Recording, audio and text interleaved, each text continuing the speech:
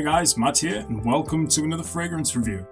Capucci pour Homme by Roberto Capucci. Now this is a really nice fragrance. It came out in 1967, so it's quite a classic fragrance, though it's very inexpensive. So you will find this for less than £15 if you look hard enough. That's, of course, in English money, but if you are anywhere else in the world and you search up Capucci pour Homme, you look it up anywhere, it's a very inexpensive scent. And the house of Capucci are actually pretty decent. I own another fragrance from Capucci, but it's a vintage fragrance, so I might bring a review for that one, who knows. But this one is just amazing. Now this is in its new formulation, so it isn't exactly vintage, but it is a classic smell, no doubt. When I first smelt this for the first time, I was brought to mind Armani Al Pour Homme, a similar scent. This, of course, coming out in 1967, in my opinion, has a way more classic smell to it. It actually has a lot more different directions that it goes in, I should say. When you first spray this, it goes on very gentlemanly. It goes on, without a doubt, very gentlemanly, classic, very mature type of smell. The citrus is amazing. This is coming from Amalfi lemon. This also has a lime in there as well, so you are getting a pretty full-bodied citrus opening, but underneath it's got a bit of a herbal quality to it as well, so you're getting a bit of basil in here. So the basil makes it herbal, and there's a little bit of a spice as well, and that comes from anise. And as the fragrance starts to develop, you actually get quite a projecting lavender note. There's also a nice little touch of West Indian bay leaf in here as well, which gives it a nice green touch. There's also little touches of jasmine in here also. So the heart is relatively quite projecting. I think after the citruses start to lose a little bit of the zestiness, it starts to turn into this lavender anise as well. But a lot of the base notes are actually coming into it already, so this makes it quite a top-heavy fragrance. This isn't a one that's going to project massively. So what you do get is you actually get a little bit of a tobacco.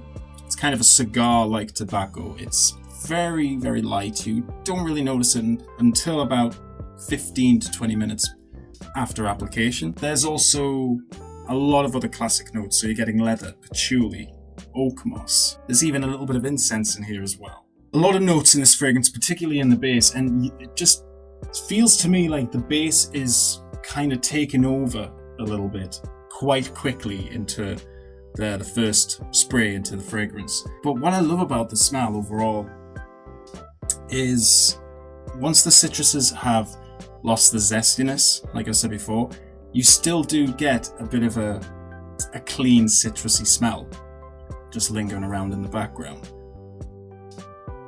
And the oak moss and the patchouli and a little bit of that incense as well starts to creep up, and it starts to turn into a really nice earthy scent. So this fragrance does go through various changes. It goes through a citrus. It starts with a citrusy opening.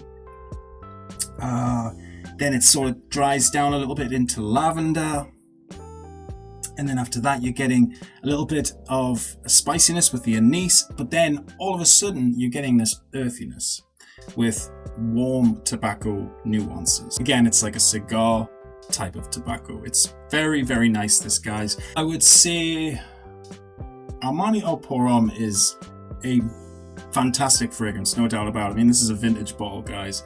I'm actually running low on this. I'm going to have to find another bottle of this in its vintage formulation, without a doubt, because this is just amazing. I don't wear it all the time. I actually probably wear this more than I do Capucci, but this to me is just a groundbreaking fragrance by Giorgio Armani. It really is. But I remember just checking out Capucci for the first time, and I suppose it's a bit of a substitute for Armani Pour Homme. Again, you're going to pick this up for £15, but you are going to be getting a very nice fragrance, no doubt. Just, again, it's great value. You cannot go wrong. So yeah, that's it for the smell. Let's talk a little bit about the performance. Now, when I wear this, I spray like 7 or 8 times.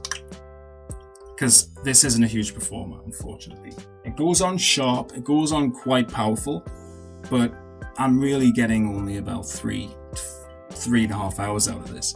So it really works more like a eau de cologne as opposed to an eau de toilette, but it's still brilliant for what it is. I mean, 15 quid's gonna get you a lot of bad fragrances out there. This happens to be one of the best cheapies you can buy.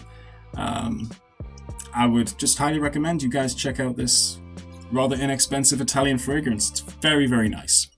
Very nice indeed. So yeah, that's the end of the review, guys. I really hope you've enjoyed it. If you have any questions regarding fragrances, do let me know in the comments. And if you want to see any more from my channel, hit the notification bell and you will be notified on any new content from me. So yeah, guys, thank you so much for watching. Keep smelling good.